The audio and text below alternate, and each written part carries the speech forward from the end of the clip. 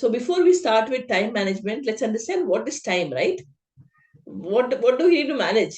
So what is time? So a question to all of you: what is time? Dincharya, Dincharya, total day time, how to manage the total schedule hours. Yes, so time management is basically how to manage the total schedule that we have, probably in a day, in a lifetime, eternal. But what is time? What is time? Do we know that? So let us see what Krishna tells about time, right? So let us look at.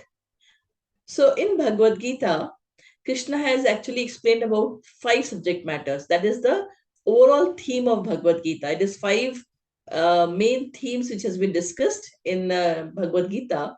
One is about Ishwar, God, and Krishna very clearly explains who is God and what is the role of God in our life, what is the relation of God with us, and all those things are explained by in Ishwar. Then Jeev is the spirit soul.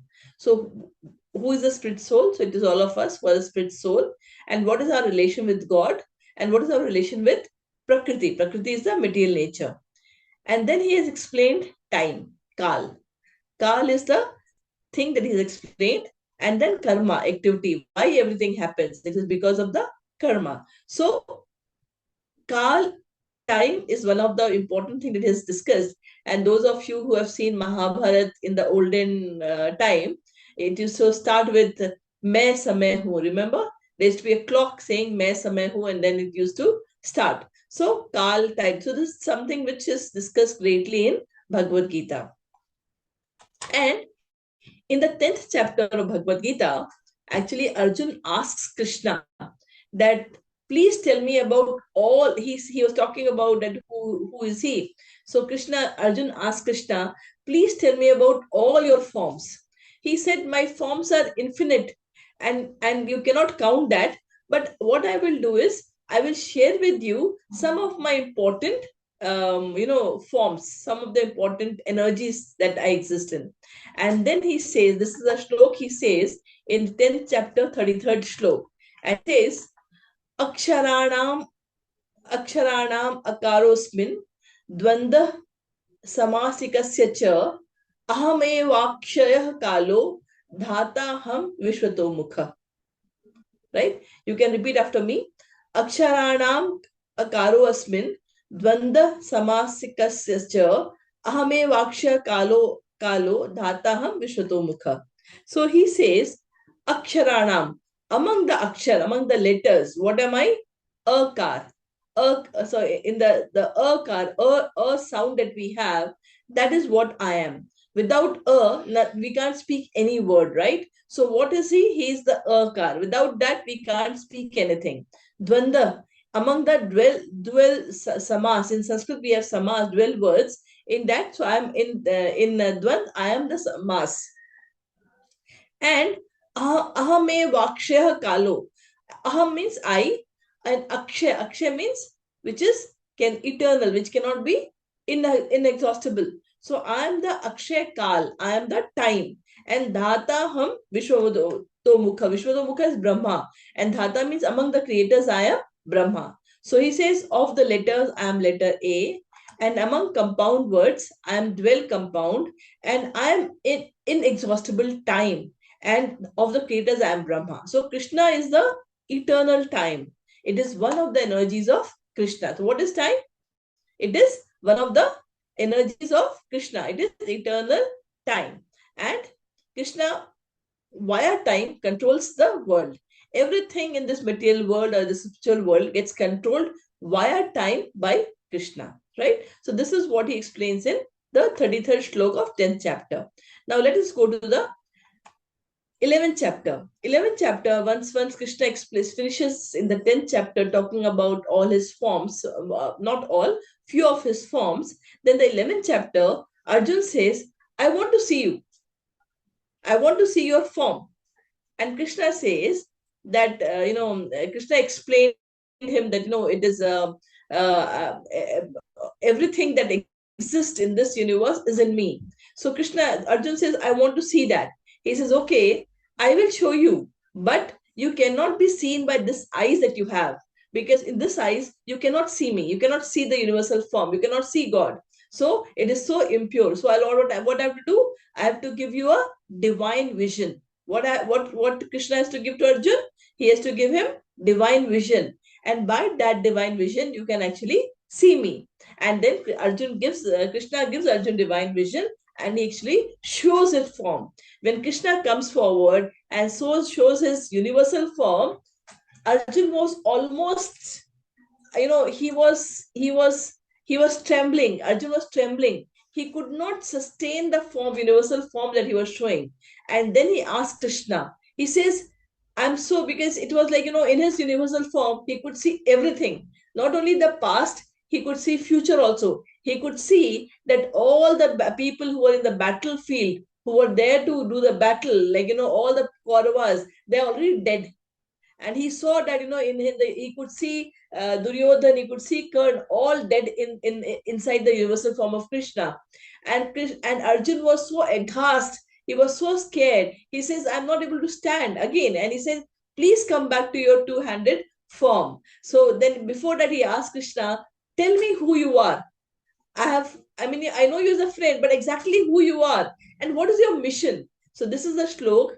After that, Krishna replies. So 11th shlok, 32, 11th chapter, 30 shlok, right? He says, Kalo asmin lokakshaya kritu praviddho lokan samahartum iha praviddha ritepi tvam na bhavishyanti sarve ye avasthita pratinikeshu yodha. So he says, Kalo Asmin. So Arjun is asking, who are you? Who are you? And what is your mission? So now here, Krishna is saying, I am Kal. What am I? I am Kal. Kal is also that, I'm the time. Time I am, right? Lok, and what is my mission? Lok. Lok is this whole world. Kshaya. I have come to destroy. Loka Kshaya Krit Pravidho. I have come to destroy this world. And Lokan means all the people. Samahartum Iha Pravitta. And I'm going to destroy all the people on both sides. Rite Pitwam. But someone will be left. Who? Like you. You means you and your Pandavas. Na Bhavishanti Sarve. Except everyone, the soldiers from both the sides will be killed. Ye avasthita pratinikesh yodha. So Krishna says in the 11th chapter 32 shlok, time I am. So what is time? Krishna is time. Time is Krishna's energy. Time I am, the great destroyer of the world. The great destroyer. With time, everything gets destroyed.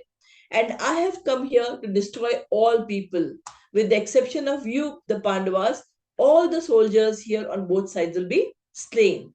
And then Krishna continues, he says, Tasmat तस्मात् तवम् उत्तिष्ठ यशोलभस्य जित्वा शत्रुन् भुक्ष्व राज्यं समृद्धं मयैवैते निहता पूर्वमेव निमित्त मात्र भव सव्यसाची. Then Krishna says to Arjun, Tasmat means that's why. What do you do? Tvam uttishta. Uttishta means get up. What do? You have to get up. Get up and yesh. Yesh means get the fame. Get the fame. Labhasya. Labhasya means get. So what he say? What Arjun is asking? What Krishna is asking Arjun? That is why you get up. And what you do? Get the fame. Fame of what? Of killing all the people on the Kaurava side. Jitva Shatrun, that you have won all over the Kauravas, and Rajyam Samriddham, and enjoy the kingdom. Yeah. And Nimit Matra means just be my instrument. Bhavya Savasachi. Oh Arjun, Savasachi is oh Arjun, just be my instrument. So Krishna says, therefore get up. Prepare to fight and win glory. Conquer your enemies and enjoy a flourishing kingdom. They are already put to death. They are already put to death. Who are they? It is before the starting of the war. Krishna is telling to Arjun that they have already been put to death by my arrangement. And you, O Savisachi, can be but an instrument in the fight. So here, if you look at this shlok, so what is time? Krishna is time. Krishna is the one who, it is his energy. It is him, by his arrangement, everything is planned. He has a master plan for everything and everyone, right? And he showed to Arjun in a universal form the future of the war. He showed to Arjun that in future there is no one who is going to be saved except for few. Around 10 people were left after the Kurukshetra war. So just be my instrument. And then in the third chapter, 27th shlok, there's a shlok which says, Prakriti kriyamanani gurei karmani sarvasha ahankara vimudhatma kartam hamiti vatyate. It says that we the spirit soul, we think that we are the doers. What do we think? We are the doers, but actually who is the doer? It is all done by the prakriti, which is the material energy, and by the three modes of material nature. We do the things because of the influence of the three modes of material nature in which we are, right? So that is what it is, right? So if you think Arjun was actually put into ignorance, right? Arjun was actually put into ignorance by Krishna so that he can tell this knowledge about Bhagavad Gita to Arjun, which can also get to all of us. I'm sure you will read in the fourth chapter that why Krishna spoke this whole thing again to Arjun, right? So the thing is, what is time? Time is basically Krishna. It is energy. The In the material world, we have a past, we have a present, we have a future. He has divided it like that. Everything, all of us, everything, it takes birth, it grows, it becomes old, and it dies, right? All the things that happens, it is all based on the time, and the time passes, but again new things comes up, right? So this is what is about time. So once we know time, then why do we need to manage time? So we now know what is Energy time. has to be Huh? energy has to be managed. If the Energies has time to is be an managed. energy has to Right. be managed. Otherwise, it will go waste if it Absolutely. is It has not to be managed properly. managed. Otherwise, it will go waste. And also, that energy called time, once it goes, you can't bring it back. Right? So there is a stroke here. So let us understand why we need to manage time. Yeah. So before that, I will ask you a few questions. Right? I'll give you some, not questions, I'll give you some statement. All of you, you can, if the answer to that statement is yes, you don't have to answer to me, but in your mind, in your copy, if your answer to that statement is yes, right? Then you give 1 point to yourself. But if it is no, then give 0 point to yourself. Okay? So we will know, that will help all of us to know how good we are in managing our time. Okay, so I'm going to ask you statements. I'll make some statements. You say whether that statement is true. Yes. If it is true, say yes. Say yes and give 1 point to you. Okay. So let us go through the statements. I do not read books or upgrade my knowledge on a daily basis. If the answer is yes to this, if you do not read books or upgrade your knowledge on a daily basis, yes, then give 1 point to you. If you are doing it, then give 0 point to yourself. Okay, are you clear? Yeah. And in the end, just see the number that you will get. We will have 15 statements, and that the number will then decide how good we are in the managing our time, right? I do not read books or upgrade my knowledge on a daily basis. Second statement, I usually end each day with a huge list of things left to do. I feel uncomfortable and uneasy when I have a time off. When I have time off, I feel uneasy. I do not know what I need to do. I regularly have a huge backlog of people to contact and many emails or messages to be answered. Fourth point, I regularly have a huge backlog of people to contact and many emails or messages to be answered. I feel all my energy is taken up by my work and career. Whatever energy I have in a day, everything is taken by my work and career. I don't have energy left to do anything else. Yeah. Next question. Next statement. I feel my spirituality is mechanical. I just come in front every to the God. I just pray, and it's like a mechanical. It is not that it is a connection that I'm building, but it's mechanical. I consciously avoid spending time with others as I have a lot of pending work to be done.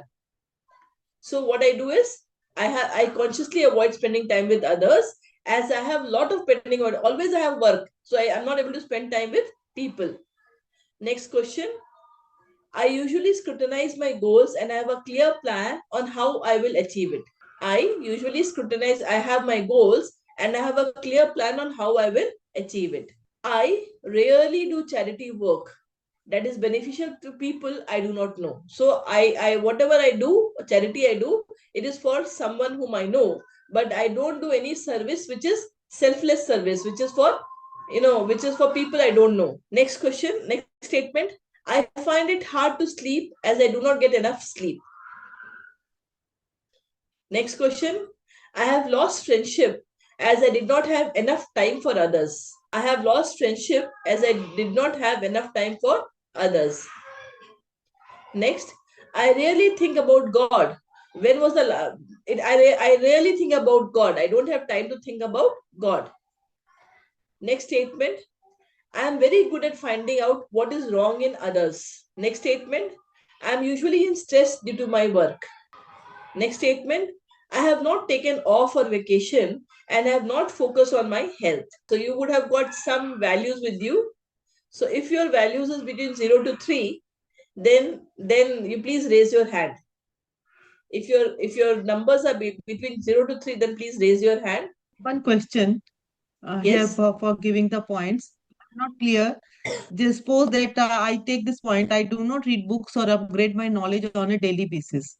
But my, for example, I am in habit of reading books and upgrade my knowledge.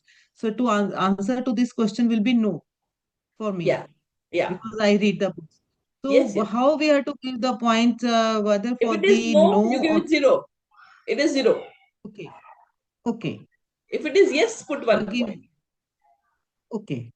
Okay. And then sometimes it is a middle that neither yes nor no because it's not regular. Sometimes we do, sometimes we don't have the stress, So sometimes we have if the you stress. feel it What to is less than, if it is less than 50%, make it 0. If it is more than 50%, make it 1. So in case all of you have put your marks, then yes, Aruna, I saw that you have raised your hand. So your number is between 0 to 3. It means you are able to manage your Yes, yes, life yes. very well. You are able to manage your time very well and really give a good hand, a big hand to you. Now, for people who have got 4 to 10, in between 4 to 10, please raise your hand. Between 4 to 10. Shravan, anyone else? Aishwarya, good. Ratnamalaji, good. Very nice. So all those people, very good. So all the people who have got, very nice. So I can see a lot of people have got between 0 to 4 to 10. It means we need to adjust our schedule. We need to relook at what we are doing, how we are doing. We need to adjust our schedule. And those who have got between 10 to 15, they need to really relook and manage their time well. So let us look at forward and say, why do we need to manage time? What is the why we should do it, right? So there's a shlok which says, Ayusha, it's from Niti Shastra. It says, Ayusha Sharna Ekopi Sarvarat Naira Rabhyate Niyate Tadvritha Yena Pramada Subhanaro. It means Ayusha, even one moment of life cannot be regained with all the riches in the world. Imagine when someone is, at the dying, and even if you give millions of rupees to the doctor, we can't extend the life. If it is like, it's not possible, right? Now you're going to catch a flight and it's at a particular time, right? If you are late, whatever you happen, you are going to miss the flight, right? So time is important, isn't it? If it says that the time is so important that whatever minutes which has passed by, which is already passed, whatever money we give, we cannot bring it back. Can we get the time back? The moments which have passed, none of us can get it, whatever money we give. So time is very, very valuable. It is Krishna's energy. It's very, very valuable. And if those with the time which has passed away, we cannot get it back even if we pay millions of rupees. And then in Srimad Bhagavatam, there's a shlok which says, Ayur harati vai pumsan udayan astam cha yansau tasyarte jachadonita uttam shloka vartaya. It means both by rising and by setting the sun. Each day, when the sun rises and when the sun sets, what happens? It decreases the duration of life for everyone, right? Do we agree? By each passing day, what happens? Our life, we are reducing, our life is becoming shorter, and we are moving more closer to death. Except one. But there are exceptions. Who utilizes the time by discussing topics of the all good personality of Godhead. But the people, for all of us who are not busy using, just spending their time, letting the time go by, but the people who are using this time to think about God, pray to God, and work for God, they are exempted from this. Their ayu is, instead of decreasing, it is basically increases, because they will actually go back to Godhead. They will go back to Godhead. They will not be stuck in the cycle of birth and death, right? So Krishna says, it says in Srimad Bhagavatam, it is said that, but both by rising and by setting the sun decreases the duration of life for everyone, except for those who utilizes the time by discussing topics of the all good personality of Godhead. Okay, so that is so important, right? And what we should discuss during that time? Topics on God. Then the question may come, then how will we survive? How will we live? We all are humans, we have to eat, we have to work, right? That question will come. And I answered that question. Very simple. We can live our life with God centered. Keep Krishna in the center of our life. Do everything what you do in your normal schedule. Only the consciousness needs to be changed from material to Krishna. Work for Krishna, go to school, eat for prasadam for Krishna. If we change our consciousness like this, what will happen? It is, we will be in the second category, except for utilizes time by discussing, actually spending time with God. Okay? We don't have to change anything except for our consciousness, the thought, the way we live. And why is it so important? Why is it so important? Because as per Vishnu Puran, and is also stated in Bhagavad Gita multiple times, that there are 84 lakh species in this material world. In this material world, there are 84 lakh species. Now, these species that we talk about are different than the species that is talked in biology. This species is dependent upon the level of consciousness. And when we say level of consciousness, it means, we talked about the modes of material nature, the goodness, the passion, the ignorance. And each of us have a different combination of goodness, passion, and ignorance. And that is the consciousness. And based on that, there are 84 lakh species. Out of that, 9 lakh species are living in water. 20 lakhs are non-moving entities like trees and plants. 11 lakhs are insects and reptiles. 10 lakhs are birds. And 3 lakhs are other varieties. Only 4 lakhs are human species. Only out of 84 lakhs, only 4 lakhs are human species, in which all of us are there. Now, what happens? The way we live our life, the way we spend our time, that will decide about our next life, right? And if we have not spent, if our life has been spent more on ignorance and passion, then what will happen? We may get into we may fall down from being human to insects, reptiles, animals. In those yoni, we can actually fall down. And when we fall down, and when we fall down in those yonis, we may not be able to exit from the cycle of birth and death, because only in this human life it is only possible to exit the cycle of birth and death from the human life. In no other life, neither in the up or down, we can actually exit. And if we don't know the value of our life and value of our time, and if we are not spending it in a proper way, what will happen? We may fall down from human to other species. And then imagine the consciousness of a fish, or a consciousness of a plant, or a consciousness of an animal. Can they sit and read Gita? Can they have a discussion like this the way we are happening? So what will happen? then we'll keep on falling down, and we don't know how many millions and millions and millions years will be stuck in this cycle of birth and death. So this life that we have got of human is an extremely precious life that we have got, and we should not waste even a single minute of this life. It should be used for, we have to live our life in a very, very well Krishna conscious way, so that we can exit this cycle of birth and death and go back to Golok, Vrindavan. Okay, so that is why that is the value of time, and that is why we have to know time management.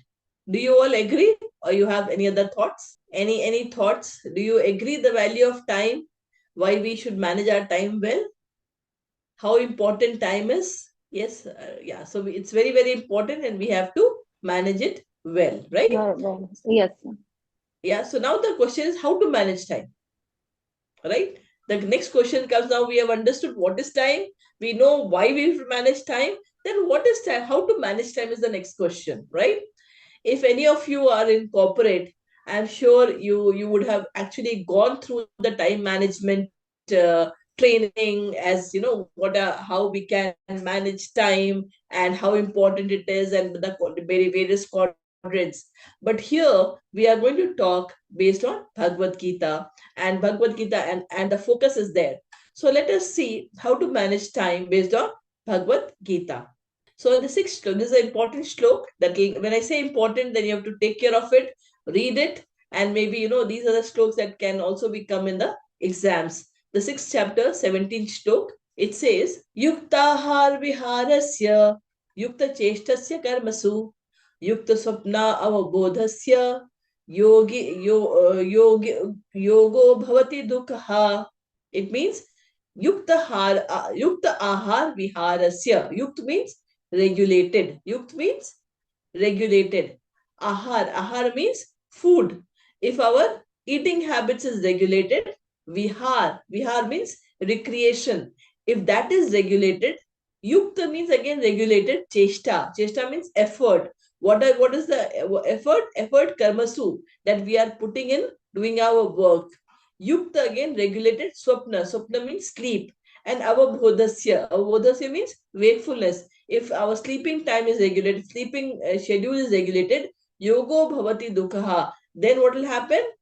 The yogi in this material world will be free from material pains. Dukha is will have less material pain, or will be free from material pain. So let us read the English translation by Srila Prabhupada. He says, he who is regulated in his habits of eating, sleeping, recreation, and work can mitigate all material pains by practicing the yoga system, right? So how to manage time based on Bhagavad Gita? The first thing is we have to regulate all our activity. Which activity of eating, sleeping, recreation, and work. It has to be all managed well, balanced and managed. Eating means what? Eat, if possible, eat prasad. Prasad means offer it to Krishna, then keep it, then eat it. Then what will happen? We will not have any karmic reactions of it. We will not have any karmic reactions of that. That is basically the regulating our eating. Sleeping, get up early in the morning. That is the best time when it is the Brahma Muhurat. What happens? And this is the time when we can connect to. It is very peaceful. It is all calm, and we can connect to God very easily. So regulate your sleeping. So what time you sleep, what time you get up. All these things should be regulated. Even work. Take a break and go for recreation. Go for playing. Go for your vacation. That is also very, very important for balancing our life. And also don't spend life only in work, in building your career or getting the money, running after money, but balance it so that we are able to spend time. Our material needs and spiritual needs both can be balanced, right? There are 5 steps there. One of the acharyas has given 5 steps to manage time based on Bhagavad Gita. So we'll go through these 5 steps. So let us think about Arjun. Now Arjun is the one. What is the chapter one? What's happening? Arjun is going to face the battle, right? He is all ready to fight. That is the situation. Agreed? And he's all ready to fight. And when he's ready to fight, and he is like, he's actually looking forward. But then what does he say to Krishna? He says, the 21st slok in the first chapter, he says, Senayor Ubhayor Madhye. Please repeat after me. Senayor Ubhayor Madhye Ratham Sthapya Mechata यावद्देता निरीक्षेऽहं योद्धुः कामानवस्थितान् कर्मया सह योद्धव्यम् अस्मिन् रणसमुद्यमे. So Krishna, what does Arjun say to Krishna? He says, before starting the battle, he says, "O Krishna, senayor ubhayor madhye, in between both the armies. Ratham sthapya me Achyut. Achyut is addressing Krishna. Achyut is Krishna. Oh Krishna, take my rath and sthapya. Put it where? In between both the armies. Yavad deta nirikshyaham. Nirikshyaham. Niriksha means I want to inspect. I want to inspect what? Yavad dukaman avasthitan. I want to know who all are there on both the sides who want to desire to fight with me. And karmayasa yodhavyam asmin rana samudyame. So Arjun said, "O infallible one, please draw my chariot between the two armies so that I may see those present here who desire to fight and with whom I must contend to this great trials of arms." Right? So this is the first lesson of time management. What is Arjun doing? Arjun, he is in the battlefield, and you can imagine his situation. It's a biggest battle of the epic, and in that, what he wants to do, he wants to take a step back and see the armies on both sides. He wants to reflect. He wants to see. He wants to stand and see and decide what he wants to do. So he wants to, along with Krishna, he wants to stay there and watch and decide, right? So he's not jumping into the action, but he's waiting, seeing, reflecting, and then he'll start, right? So the first lesson for time management for all of us is, let the life not go on, just pass by for as is.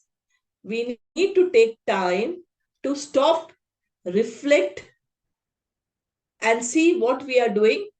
Are we on the right path in our life as far as life is concerned, or we need to change, do some corrections, right? Right? So this is the lesson from Bhagavad Gita, where Arjun, before starting the fight, everything is ready. He's asking his charioteer, Krishna, to take him, and he wants to watch before he wants to start the war. Right? So, lesson to all of us is that we have to take time to reflect and see whatever goals we have, are we moving in the right direction? Otherwise, or it needs a course correction, right? So, that is the first lesson from Bhagavad Gita. Now, what happened? After that, once he has stopped, we all know what happened. He saw, and then he had compassion. We know his situation. He was worried. He refused to fight. So, but what he did in the end, there's a second lesson for us. Let's read this slok. Karpanya doshopahat swabhava pritchami tvam dharma sambhudha cheta यच्छ्रेयस्यान्निश्चितं ब्रूहि तन्मे शिष्यस्ते हम शाधि मां त्वां प्रपन्ना.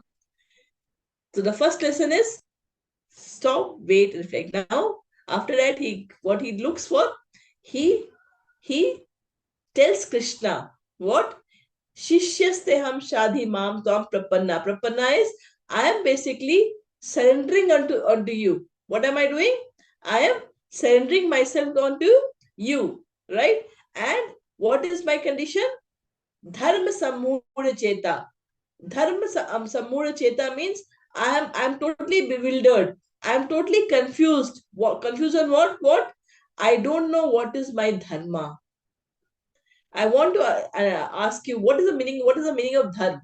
Can anyone answer this? Duty. Huh? Duty. Duty. Duty. Very good. Anyone else? Righteousness. Mm, you. Yes, Aishwarya? Yeah, righteousness. Righteousness. Yes, in a Yeah. way. But yeah. So let's see now. So he says, I'm bewildered, I'm confused about my dharma, about my, here it is more of a duty. I have confused about my duty. What is right, what is wrong, what I should do, what I should not, and what do you need? You need a guide. Shishyaste ham. I'm becoming your disciple. Shadi mam tvam prapanna. What do you need to do? Please take me. Please, what is asking? What is asking? Guide me. So let's read To the take him English in the translation by Srila Prabhupada. Now I'm confused about my duty and have lost all composure because of miserly weakness. In this condition, I'm asking you to tell me for certain what is best for me. Now I'm your disciple, a soul surrendered unto you. Please instruct me. What Arjun is looking for? Arjun is asking for the duty. What is my purpose? If you extend duty, he's talking about what is my dharma, what I should do, what is my purpose, how I should do it. So it's very, very important. It's the second lesson that we have to be very clear about our goals. If we are not clear about goals, what is the purpose? Why I am here? Who am I? What is the purpose by which I am here? We will not be able to manage our life well. Right? Here, what is Arjun asking Krishna? I am bewildered. I am confused, and please guide me as what I should do. What is my duty? What is my purpose? How I should, what I should do, right? So it's very, very important for all of us that we have to see in our life, is this just flowing by day after day without any goal? Every day the morning comes and we live the whole day and it finishes, or do we have a defined goal, purpose in our life? Right? Do we have a purpose? When we have a purpose, then we try our best to achieve the purpose and the life has a meaning. But when we don't have a purpose, then we just let the time, we waste our time, right? So it is very, very important that we understand the purpose of our life. That is from this shlok we can say. And then what does Krishna reply to Arjun? And that is in the third chapter of Bhagavad Gita. He says, Shreyan Swadharmo Vigunaha Padharmat Swanushtitat Swadharme Nidhanam Shreyaha Pardharmo Bhayavaha. So Krishna says, Shreyan Swadharmo Vigunaha. What is Shreya? What is better? Better is to do your dharma, swadharma, whatever is your dharma, viguna, even if it is done faultily. Faultily means viguna, means with the fault. That is fine. But do your dharma. Than par dharma swanushra, than doing par dharma. Others' duty very nicely and without any perfectly. So it is Krishna says that do your duty, even if it is faulty, it's fine, than following any other duty, doing it perfectly. Why? Because swadharme nidhanam shreya. It is better to have destruction in performing. It is shreya, it is better that destruction in the course of performing one's own duty, par dharmo bhayavaha, because following any other's dharma, that path is very, very dangerous. So let us read the translation by Srila Prabhupada. It is far better to discharge one's prescribed duty, even though faultily, than another's duty perfectly. Destruction in the course of performing one's own duty is better than engaging in another duty, for to follow another path is dangerous. So, what does Krishna teaches us? That we must do our duty. Now, what is Swadharma? Anyone? What do we mean by Swadharma? And how do we know own what is our duty. duty? own duty, that whatever the work is assigned to us, that we should do instead of doing the other person's work in that time, completing our own duties Right. But then assigned. what is our duty? How will we know? Suppose I am assigned the duty to take my class, I should go to my class properly and do that perfectly, instead of sitting in my office and talking to other people just to recreate another people. That will be the bad. Right, That I right. think. Yes, that is true. So let's just. I'm sure you know about that, but let us talk about Varnashram Dharma, and that Krishna has again talked about this in Bhagavad Gita, and Krishna has said that this is the Varnashram Dharma has been created by him. Yeah, Chatur. So he has said that he has created it. So let's talk about the Varna Ashram Dharma. What is Varn and what is Ashram? So Krishna says that we have what the entire society are divided into, for all of us, we are divided into four Varna, which is Brahmin, Kshatriya, Vaishya, and Shudra. And then we have four ashrams, which is Brahmacharya, Grihasth, Vanaprasth, and Sannyas. And Krishna says that this has been created by him, and that has been created by him based on good and karma. It is not by birth, it is based on good, means your qualities, and your good and karma, and by your work that you do. So so all of us have have an inclination. We are best in something which we like. Someone may be very good in teaching, someone may be very good in dancing, someone may be very good in what do you call it, in making a in making, say, designing a steel containers or some aeroplane. So each of us have a different one. Someone may be very good in administration, someone may be very good in business, someone may be very good in manufacturing. So everyone, each of us have our own qualities. So Krishna says, when Krishna says swadharma, first of all, not based on the birth, but we all should try to find out what we are actually good at. That is our dharma in that. So we, in which dharma and in which ashram we are.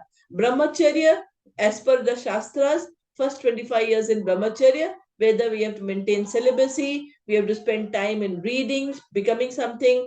The second, the grihast life, we have the grihast ashram. So all of us needs to identify what exactly our varna is, and that becomes our swadharma, that becomes our swadharma, which is duty for this life, right? Duty for this life, that we can identify. So say, because if I am a teacher, then if I like teaching, then that becomes my swadharma. That is the quality I have, and I can really be a very good teacher than trying to be, say, doing a business. I may be a failure there. It is something like, it is good, like, just imagine a fish who has come to a land. Now if suppose we start trying to teach a fish how to climb a tree, yeah, the fish will be a failure, because fish lives in water, isn't it? So if we define that, no, all fishes has to be climbing tree, if this is the dharma we define, what will happen? All the fishes will think they are big failure. But if we put them in ocean, they are the best suited, then they'll grow beautiful, right? Grow nicely. So it is very, very important for us to identify our dharma and accordingly develop ourselves in that dharma. So Krishna says, Shreya Swadharmo Viguna. Do your duty even though it's faulty. Now think from an Arjun's perspective. What was Arjun's Swadharma? Arjun was a Kshatriya. What was Arjun? Arjun was a Kshatriya. What was Arjun struggling with? Arjun was struggling. He was in compassion. He was fight he had a fight between his inner self. I am a son of this family, and I'm going to kill my own dynasty. Right?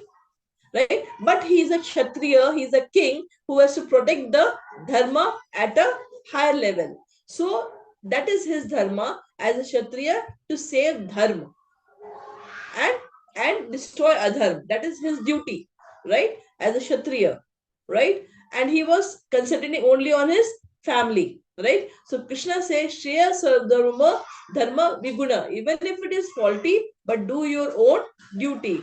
Per dharma. Now, to this, here basically, so all of us have a unique purpose, and here the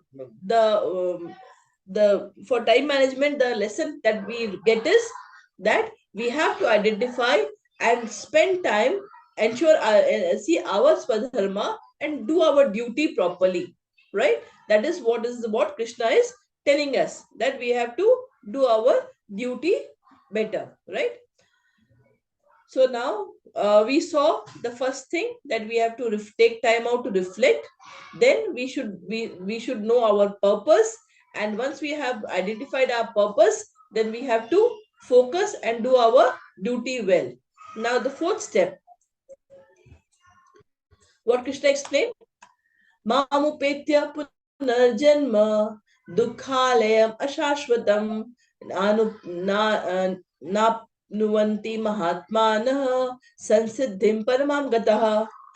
After attaining me, mam upetya. Mam is to me. Mam upetya. After attaining me, punarjanma. You will not take birth again.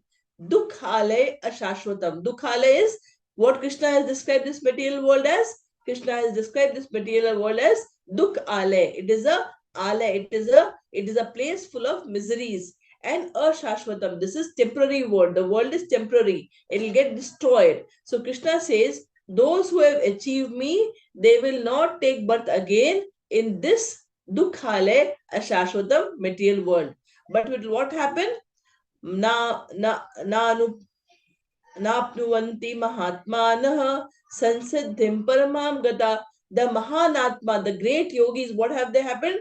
After they have got me, they have actually attained the highest paramam gata. They have attained the highest perfection. So, after attaining me, the great souls who are yogis in devotion never return to this temporary world, which is full of miseries, because they have attained the highest perfection. So, here Krishna is talking about again dharma. One is swadharma, which is for this life, which is for the period we are, but there's another eternal dharma for all of us. And what is that eternal dharma? Our original identity. So, as a bodily, Arjuna is Kshatriya. For them, his dharma is to save the dharma. But then, who are we? We are soul. And what is our dharma? To go back to Krishna, to go back to Godhead. So here, Krishna talks about Mamupetya. That is our eternal dharma. What is our param dharma? What is our param dharma? What is our highest duty? Our highest duty is to go back to Krishna, to go back to attain Krishna. That is our highest duty. That is our highest dharma. What is our highest dharma? To get Krishna. So we have two dharma. One as per our body, which we have to perform, but still we have a higher eternal dharma as a soul, is to go back to Krishna, so that we can come out of the cycle of birth and death and come out of this material world, which is dukkhale ashashvatam. Clear? So Krishna says that we have to take time and reflect, how are we living our life, what are we doing, are we clear, who am I, what is the purpose of my life, what is the purpose of our life, and with that purpose of our life, because we have a body, what is my dharma as a body, what I should do. And then Krishna says, but you are a soul, you are a part and parcel of me. What is your eternal dharma? To come out of this cycle of birth and death, go back to Godhead, right? That is, so are you doing that? So this is what he explains in the next slok. Next. And then the last one, the last step is Arjun. After listening this, what he says? Nashto moha smridirlabdha tat prasadan maya uchuta sthito asmin gata sandeha karishye vachanam tava. What he says, that initially in the first chapter, Arjun is all confused, all attached to his grandfather, all attached to his the sins and his thinking in a very, very narrow way. From his his perspective. And then Krishna gave him, and then he had lost his dharma, he had lost his purpose. Krishna explained his purpose. Krishna talked about his Arjun as a body, as Kshatriya, what he needs to do. And then he said, okay, but you are a soul. He explained the concept of who am I? Why I am here? What is my purpose? Who am I?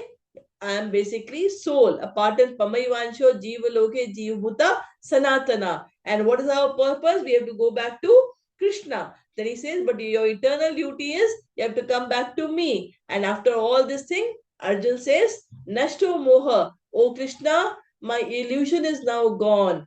I have regained my memory by your mercy.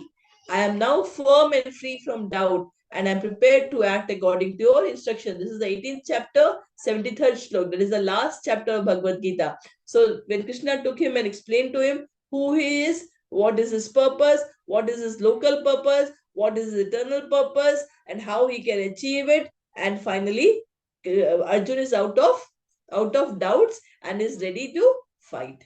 Right? This is all about. This is the so from a time management perspective, if we are clear, who am I? Why am I here? Each of us have a purpose. We have a purpose for this family. We all have been born in a family. We have our relations. We have our father. We have our mother. We have our husband. We have a child. We may have a daughter, brother, sister. All of us have a duty for them. And we have to do that duty. If not doing that duty is a sin. Not doing that duty properly is a sin. So we have to do our swadharma towards our parents, towards our wife, husband, towards our child, towards our, anything in a society, towards people we don't know. We have a dharma for all of them in this body that we have.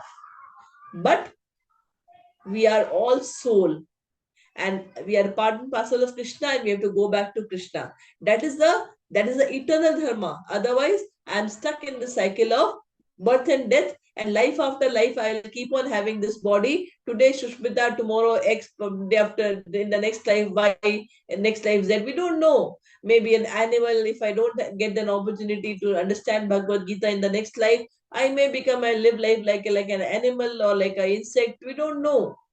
So this life as a human being is the most precious life, because this is the life by which we can exit this cycle of birth and death. It's an opportunity for all of us. First to know, because only when we know, only when we hear, then we can act on it. Right? So the time management becomes very, very important. This is the life we have. And we have to manage, look at our life like this, not how I'm just managing my work in office, or how I'm just managing my home, and how I'm no, it is beyond that. If we think, if we are able to visualize us as a soul and how we are stuck in this material world, then we have a higher purpose and higher dharma, and we should do that. And when we are out of that illusion, then we'll be able to manage our time, balance our time well between we can make our life spiritual, relate running around, managing all our material duties in a spiritual way, with a spiritual touch. Right? And that is the right way to live our life, so that we can proceed forward in our what do you call it, life. Right? So this is the 5 steps of for time management. And summary, to know what is my eternal purpose and purpose for this life. Right? In this body, what is the purpose that we should know, and what is my eternal purpose, we should be clear about that.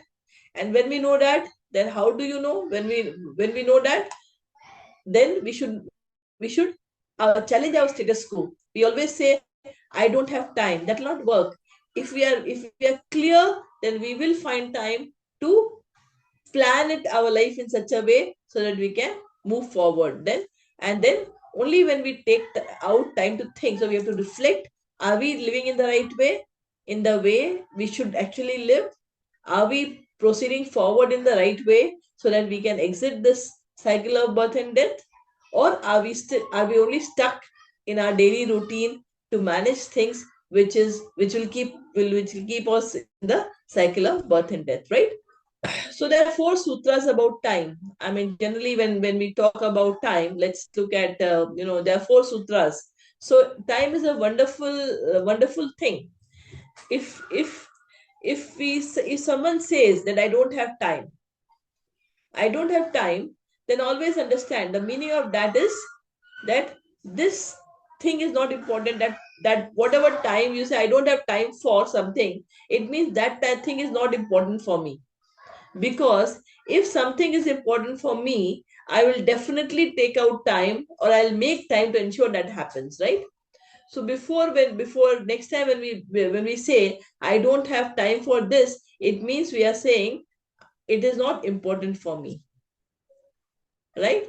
So we if it is important, then we will definitely plan our schedule in such a way that we are able to put that particular thing in our daily schedule or our weekly schedule or a monthly schedule to achieve that, right? Second sutra: when we start utilizing our time well, the time expands. Time is a energy. Krishna has given 24 hours to our prime minister and to all of us. Imagine the amount of things that we achieve, and and our prime minister achieves, or anyone at a higher position. It all depends upon how careful we are. So if we are utilizing our time well, then time expands. We are able to do everything that we want to. Third thing, when desire deepens, then capacity increases. It all depends upon how strong you feel for it. When you want to do some work, if your desire is very very strong, then you will always be able to make capacity for that. And free two birds with one key. That means don't have a separate material life and a spiritual life, but merge it. Make your life a spiritual life and do all your material things. Then what will happen? It will have a touch of spiritual. For example, for example, what do you call it? Work. Offer it to Krishna. Eating, anything and everything. We can actually club it, and we can make our life, lead our life in a spiritual way, right? So, with this, I'm closing time management. Any question? Any questions? Any clarification that you have, which you want to add? Yeah, I have one question. The fourth sutra, you're talking about free two words with one key. So, can you elaborate? I mean, further Yes, yes, discuss in it. yes. Free two birds with one key. It means you can actually integrate your material and spiritual life. For example, as I said, when we eat food, the food is a very very important thing for all of us. The type of food we eat, actually that makes us pure or what. So what happens is, we can just have a normal cooked food and eat it, right? Which will again give us some karma, for which we may have to be reborn to take the effect of it, right? At the same time, but same food that we are cooking, if we can offer it to Krishna, but Krishna says in the ninth chapter of Bhagavad Gita that I only eat patram pushpam phalam toyam. So he has described what he can eat. So it will be a vegetarian food without onion garlic. If you can offer that to Krishna and eat it, what is happening? You are eating prasadam, and it becomes a karma. It means you will not get any reaction. It becomes transcendental. If we have to come out of the cycle of birth and death, then we have to come out of the modes of ignorance, passion, and goodness. We have to transcend this mode. Prasad is transcendental. It means we are not going to create any new karmas out of that. So I full my tummy also, but I'm eating prasad also, so it means making our karma zero. Till we have a karma bank balance of positive and negative, we have to take birth. If it is a positive karma, if we have to take birth to enjoy it. If it is a negative karma, then we have to take birth to suffer for it. But if we can make our bank balance of karma zero, then we can exit this material world. And how we can do that? Free two birds with one key. So our activity we can spiritualize. We have to go to office because we are working. right? We have to take care of our family. Now go to office, spiritualize it. Do your work, offer it to Krishna mentally. Every day, offer it to Krishna. Whatever I have done, I'm offering my all effort to you. You have specialized your whole work. So Understood? it's about your consciousness. I mean, It's all your consciousness. It is absolutely your consciousness. You can make your consciousness anything and everything with Krishna. It becomes all spiritualized. okay. Thank you. Thank you. Yeah. Thank you. Anything else?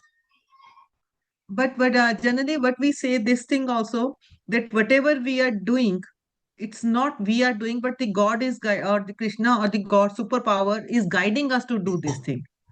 So that is just way. It means we are just we say puppet in his hands, and we do whatever he says. It's not we are doing, but the supreme power is in us and doing the work. Is it not that way also? There is something called free will. So Krishna, yes, there's a master plan for each of us that he has. But then in that master plan, he has given us a free will to choose. For example, so it's like, when we are playing a computer games, we reach one level, and at that level there are questions asked. Do you want to go to left or you want to go to right? So we make a choice. If you go to left, then there's a different path, that some different questions will come. We can, or we are playing, that Ludo snake and ladder that we used to play as a kid. So if you go, you can move up, and then there's a snake. We by bites and we come down, right?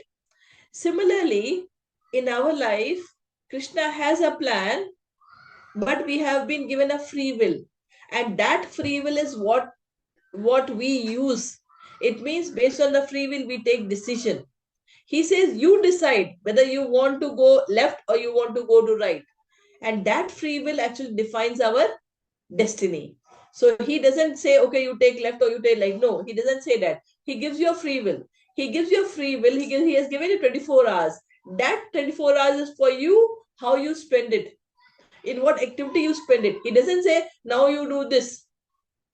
But yes, he says, I am not friend to anyone, neither I am enemy to anyone. But those who take care of me, those who pray to me, I take care of them. So when it's like, there are thousands of people, and out of that, the friend will be there. So a friend can be, if someone is your friend, you will always, look at that person in favor. So the free will is something which is very, very important. Got it? And that defines our destiny. That is, we have to take a decision. Okay. So we are not a puppet in his hand. Yeah. Okay. If nothing, we'll move to the next topic, which is digital discipline. Priority setting, managing distractions, and limiting screen time. So now we know that this is a digital era. Everything is digital. If it's not digital, it is moving towards digital. So it's very, very important how we use the time we have been given. So we know the importance of time. And if we don't use our time wisely, we'll be again stuck in this cycle of birth and death, right? So we have to have, now there are so many distractions today. We have TVs, we have all Netflix, we have XYZ serials coming, we have social media, we have Instagram, we have WhatsApp, and there's so many instruments around us for us to waste our time, right? Any on things on that is basically we are actually spending. We can use it wisely. For example, now what we are doing, we are using technology, digital technology, to benefit us and learn more on, hear more on Gita. So it is upon us how we use the technology. The technology has been given, right? So what we can do is, so it's very, very important that we actually use this wisely and in a disciplined way, right? So let us look at this again, 6th chapter, 10th slok. So anything from 6th chapter is important. So we'll actually go through all the sloks of 6th chapter. So this is the 6th chapter, 10th slok, where Krishna says, we'll see the 5 steps to digital discipline, where Krishna says, Yogi yujita satatam atmanam rahasi sthitah ekaki yat chittatma nirashira parigraha. He says, a transcendentalist Transcendentalist means those who are above the modes of material nature, means they are above ignorance, passion, and goodness. They have transcend the three modes. So they are transcendentalist. A transcendentalist should always engage his body, mind, and self in relationship with the Supreme. He should live alone in a secluded place and should always carefully control his mind. He should be free from desires and feelings of possessiveness, right? This is the 10th slok of 6th chapter. So since a transcendentalist staying in this world can also become free from the cycle of birth and death. So what how when his body, mind, and self is engaged in Supreme, right, and has no desires and feeling of possessiveness. Now let us see what discipline that we can follow from a digital perspective. First is, when we get up in the morning, what we need to do? We need to avoid using phone for at least 1 hour and spend some time. If we are getting up, try to get up early in the morning and spend time with strengthening our relationship with God, either by chanting, by meditating, or whatever methods, by praying. We have to strengthen our, so that is how we should begin our day. And we should be away from any digital device that is going to distract us, unless that digital device is going to help you achieve that mantra meditation or anything, right?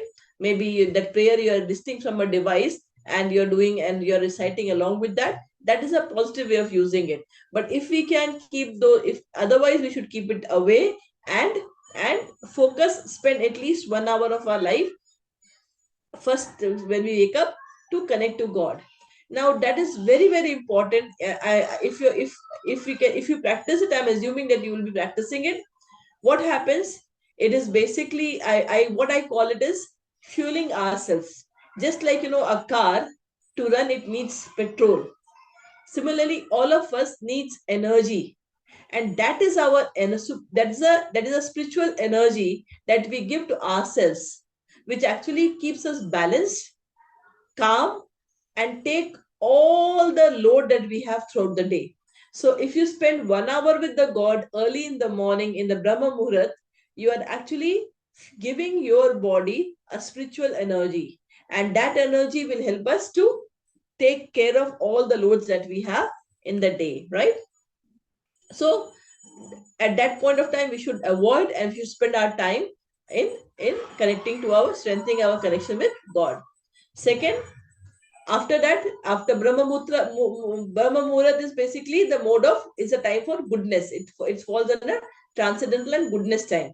Then in the morning, when 7 o'clock onwards, we move from goodness to passion. It is an activity time. So at that time, we all move towards karma yoga. We start doing our work, right? We have to go to office, we have to cook food, we have to send school children to school, we have to do so much work. So it's a karma yoga time. Yeah. So focus on duty, not digital noise. So keep the phone in do not disturb mode and notification off to avoid distraction again and again during the work, right? Then have a defined time for checking your social media, and you limit it to maybe a coffee time, lunch time, so that we are not always on digital device and wasting our time. So this is something which we can try during our karma yoga time. Focus on our karma yoga work, whatever we are doing, and ensuring that we are not wasting our time on the digital devices, right? Then proactive, do digital detachment. What is that? Uninstall apps that like, which are addictive. So if you have some applications which are addictive, then if suppose you find that you are spending a lot of time on Instagram, or you are spending a lot of time on WhatsApp, then yeah, only limit it to your, reduce your number of connections, and don't allow, like, so that uninstall Instagram, so that you are not really wasting your time there. And limit screen time is to a defined number of hours. Okay, in a day I will only say 1 hour or 2 hours on the device, right?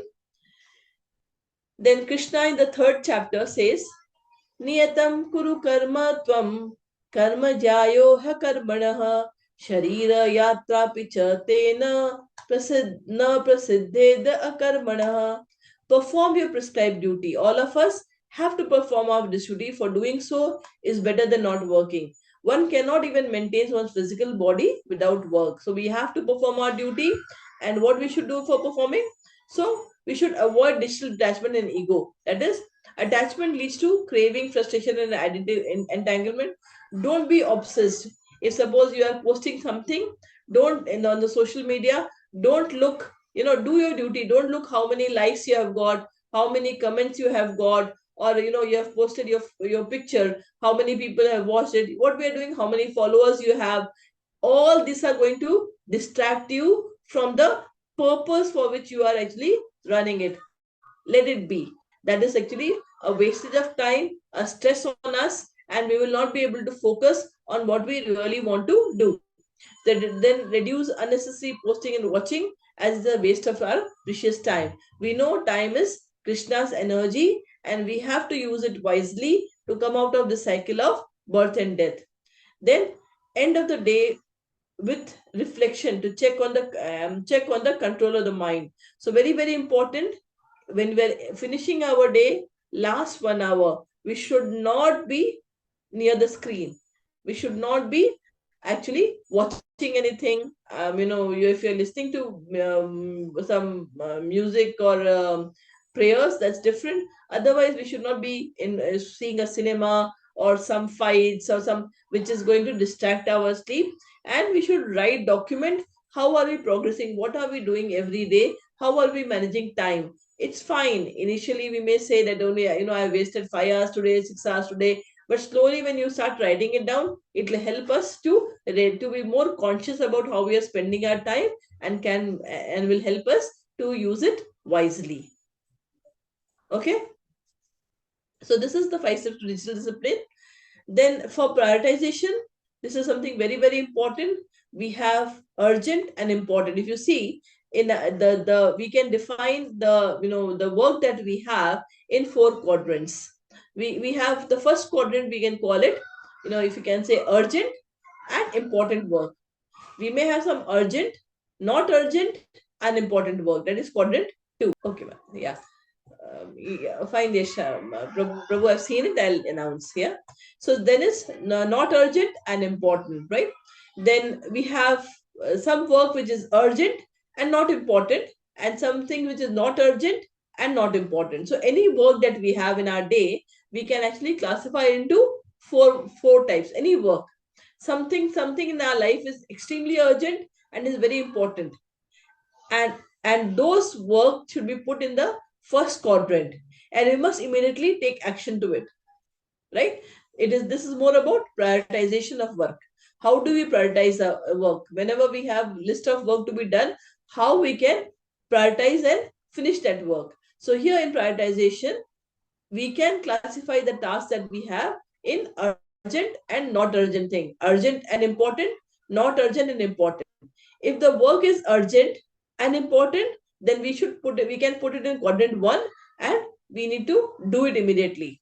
If the work is not urgent and important, then we can plan it for a later time that we will do. It's urgent and important, we have to go to see a doctor, but I don't need it urgently, then probably I can postpone it for, say, today is Sunday, we can do it on Tuesday, right? Something can be urgent but not important. For example, it is urgent but not important. For example, the child has to go to school, it's a school time, but yes, someone else can do it. So it is important that the child reaches school on time, but then you have a driver, you can send the child, you can delegate the activity to driver to take the child to drop the child to school. You don't have to do on your own, right? So such works we can put under. So we need to write, and we can put actually in the third quadrant. Something which is not urgent and not important. There are a lot of work which is not urgent and not important. We can actually eliminate it and save our time, right? Any questions? If not, then we move to the last topic. We have covered time management, we have covered digital discipline, and the last topic for this unit 1 is health management with Bhagavad Gita, right? This is the last topic of unit 1, which is health management. We again go back to the sixth chapter, shlok number 17, where Krishna says, Yuktahara viharasya, yukta cheshtasya karmasu, yukta sapnava bodhasya, yogo bhavati dukkaha. It means, yuk means regulated. Ahar is eating. Vihar is recreation. So we should have regulated, we should be regulated in our food that we eat, in our eating habits, in our recreation. Yukta chesta. We have to be regulated in our efforts into what? Karmasu. The work that we do, the effort that we are putting in the work that we do, we have to be regulated. Yukta swapna. We have to be regulated in our sleeping. Avabodhasya, that is wakefulness. And when we do that, then what will happen? Yogo bhavati dukha. What happens? It can mitigate all the material planes by practicing the yoga system. So Krishna says, he who is regulated in his habit of eating, sleeping, recreation, and work can mitigate all material planes by practicing the yoga system. So very important. Krishna says for health management, we have to regulate everything. We cannot be sleeping for 12 hours in a day. We have a regulation. We should try to wake up early in the morning. That is the best time. Have some exercise. Ensure that so we have to have take time off for recreation. Recreation is equally important. Otherwise, all work and no play is not going to help us. So playing is also very important. Today, the way our society is, we are only working, and not taking time off for doing anything. Our focus is only, we have become very materialistic. It is all work and focus on money, and take that money and enjoy your life. Spend time in club, spend time in things which is irrelevant to our actual life, where we should actually focus. So what we have to do is, we have to regulate our work also, limit our work time, so that we have enough time to spend with family, enough time to spend with on our spiritual growth. So we have to balance our life. This is what Krishna says in the 6th 17th stroke, that we have to regulate all our habits, right? Now when we talk about health management, we have to look our health from body, mind, and soul perspective, right? So body is is at a physical level, right? So from a body perspective, this is a stroke where we have to regulate everything and manage it well. All right. So specifically, I mean, we must do some exercise, physical exercise. We must regulate sleeping, and other things, which will actually help us to remain healthy and achieve whatever we want to do. Now, as far as mind is concerned and soul is concerned, we have to take the health of all. How are we giving enough food to our soul? And the food for soul is all our spiritual knowledge, because that is what the soul needs to what do you call it? Soul needs to come out of the cycle of birth and death. So we have to see from a health perspective, are we giving enough spiritual food to our soul? Are we spending enough time in our for pilgrimage, in our places of what do you call it? Do we go to dham yatra?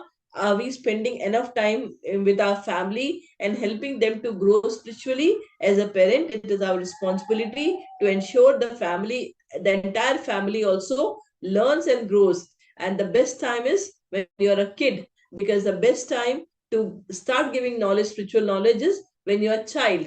And when you grow in that environment, you will always be able to relate to it and grow strong when you are growing along with your other knowledge that we take, right? And mind, we have really learned a lot of we have spent a lot of time in mind management, how we can keep our mind healthy. We talked about the 5 tools, we talked about nishkam karma yoga, we talked about bhakti yoga. All those are the method to keep our mind healthy, right? We also talked about this in the last class, that very very important shlok from the 17th chapter, about the food that we eat. The first thing, it starts with the food, because what we are is what we take. Very very important. The food that we eat actually defines our thought process, our body. Because whatever, if it's a the food is in the mode of goodness, we will actually become, our thought process will become good. If the food is in the mode of passion, our behavior will be passionate. If our food is in the mode of ignorance, we'll become ignorant and we'll fall down. So it's very, very important to see what food we are eating. So we'll go through this shlok again. We had gone to in this, in the mode of goodness. I have already taken it, but still, let's repeat it. आयु सत्वबल आरोग्य सुख प्रीति विवर्धन रस्न्या स्निग्धा स्थिरा हृदया ahara satvika priya. Foods dear to those in the mode of goodness increases the duration of life, purify one's existence, and give strength, health, happiness, and satisfaction. Such foods are juicy, fatty, wholesome, and pleasing to the heart. It is something like Krishna explains, patram pushpam phalam toyam. पत्र पुष्प फल, basically vegetarian food. ये यो में भक्त्या प्रयच्छति. So this food will actually help us to remain healthy, strength, health, happiness, and satisfaction. Then Krishna says, katva katvam amla lavanat tushna tikshna ruksha vidahinah ahara rajas seshta dukha shokamaya prada.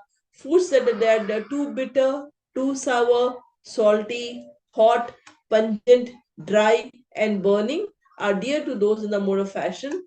Such foods cause distress, misery, and disease. यात्यामं गतरसं पूति परिशिष्टं च यत् उच्छिष्टम् अपि चामेध्यं भोजनं तामस प्रियम. Food prepared more than 3 hours before eaten, food that is tasteless, decomposed, and putrid, and food consisting of remnants and untouchable things is dear to those in the mode of darkness. So we have to be very careful of what we eat. Similarly, we have to be very, for the health of the mind, we have to be very careful of what we see, because whatever we see, that is what it unconsciously goes to our subconscious mind, and we accordingly think and we behave accordingly. So what we see, what we read, they both are very, very important, because through our eyes, whatever we are seeing, what we are whatever we are reading is actually going to our mind, and such thoughts will actually develop. So we have to be very careful on what it should be, morely on the mode of goodness that we are reading, right? We have to be careful about that. Similarly, whatever we are hearing is very, very important. The type of music we hear, if we are hearing very, very loud music, it actually impacts our brain signals. So what we are hearing is very, very important. The way what we hear is accordingly our behaviors will be governed. So all the senses, what is the input that is going to our senses, are very, very important for our health, overall health, right? Similarly, so we talked about the mind, we have talked about the 5 tools and detachment. So this is how we can control our health, right? Limiting the very watchful to the inputs that is absorbed by our senses, our mouth, our tongue, our eyes, our ears. That is how that will help us to remain to keep our health, mental health and soul health, right? So with this, I will end today's session. Any questions? Sushmita, Yes, ma'am. one thing is not clear. Primitive man used to take meat or raw meat or something. So after that, Gita might be written by God or something. Because now people are not taking, those who are following tamasic food and all that. So this is my question. Yeah. No, Gita was spoken some 5,000 years back to Arjun. And I think, yeah, I mean, they must be taking, so it is like, accordingly their behaviors will be, right? Mm. So what we eat, so we are. हाँ, ये तो है, but इसमें थोड़ा, मतलब world की population इतनी ज्यादा है, बहुत सारे लोग सब कुछ ही खाते हैं, I know, उसमें I इतना know. रेस्ट्रिक्शन करना अकॉर्डिंग टू गीता और इतने साल पहले, तो that is slightly surprising. I mean, this is what Krishna says, and I'm just putting that in front of you. And That's right. so, Thank you. yes, Thank you. my work is to convey what Krishna is Yeah. saying in Bhagavad Gita, right? Yeah, And all that's of right. us, it's upon us how much we adopt that, right? Yeah. Thank you. Thank you. Any other questions? Actually, the sometimes when we go for this discussion, there's sometimes that the food, which sometimes some persons talk the food in the terms of the food which we eat, and sometimes this take their food as the chanting or the spiritual food they talk about. There are so two different types of the food has become. One is the materialistic food, and the another is the spiritual food. The same way, I think we can classify these two things or not. Yes, spiritual food is Materialistic basically, and yeah. So spiritual food is the food that you're taking from what you're hearing is also your food. What you're seeing is food, also yeah, your food. Everything you're the food consuming, whatever you're consuming, consuming, right? Yeah, that is there. right, So actually, that's what we are as the way what we listen. Simple is that if we all listen, what I'm trying to understand, just not it's not question, but simple discussion out that whatever I think we eat, because according to that our gut works, and that gut keeps us the mind control. Basically, stomach is controlling our mind. I feel that way. So my there's a understanding is common this. there's a common saying: "What we eat, so we are." So Correct? we are. That So is we there. are. Yeah, yeah. Because the nature goes by that. So because It once just you goes by go to that. the market, if you are eating fruits only, you will always try to find the fruits. If you go to the market, your way of thinking will change according to that. You try to go somewhere else where nothing is available, but you are concerned in the food. You will try to find out the fruits only because we are mainly interested in the fruits. So that why the mind is basically controlled by the food, whether it's by eating, listening, hearing, whatever you may say that. Right, right, What right. I understand, but Yes, yes. from the today's Yeah, those are lecture, also what food. can I? That is also food for what you hear is also food for we are consuming, right? Yeah. Yeah, that's it. Arunavati, you have something? Yeah, I wanted to say that wine or may, somras, it had the same effect always, whether it was in Krishna's time or it is today's time. So a Absolutely. tamasic food will have the same effect. Absolutely. And time, yeah, thank you. So if not, then thank you. I would request everyone to go through all the shloks of chapter 6 that we have gone through till now in this unit 1. And yeah, so maybe next time if we have time, we'll take all the shloks of chapter 6 that we have done in unit 1, and maybe I'd like to understand from you or talk about those shloks. So have some questions on those shloks. So please prepare that. And next Sunday class, only focus on the shlok from sixth chapter. I may ask some questions. Okay? Yeah. I Thank think you. next is on Saturday. Yesterday, Abhijit said that it will be on Saturday. Uh, Sunday is off, I think. He was yeah. saying So that you will be taking on Saturday. no, So no, will it be Saturday or Sunday? yes, the class will be on Sunday, not on Saturday. I told him Okay. I'll be taking on Saturday, but I'm not available on Saturday. I'll take it. I have to confirm to him. But yes, I'll take the class on Sunday. Next Sunday again, the class Sunday, will be, 30th only. and we It can will be on discuss the 30th. shlok of sixth chapter. Okay. So it will And be on 30th, not on 29th. Right, it'll be on that's right. 30th. It'll be on 30th. Okay. And one more request. There's a I think Yash has requested that if feedback has any feedback form been given. No, just now it has arrived. Yeah, so he says kindly Just announce. now it is come. Okay, kindly announce at the end of the session regarding filling the course feedback form which was shared in the WhatsApp group. So it has been given in the WhatsApp group. So it would be good if you could share the feedback in the group too. Okay. Okay. Okay. Then thank you. Good night. Have a nice weekend and have a nice week. Let us chant Hare Krishna Maha Mantra and end the class. Hare Krishna, Hare Krishna, Krishna Hare Krishna, Krishna, Hare Krishna Hare, Krishna, Hare Hare. Hare Rama, Hare Rama, Rama Hare Rama, Rama, Hare Hare Hare. Hare Thank you. Krishna, Thank Hare you. Krishna. Hare Krishna. Krishna, Thank you. Hare Krishna. Yes. Thank you. Bye. Hare Krishna.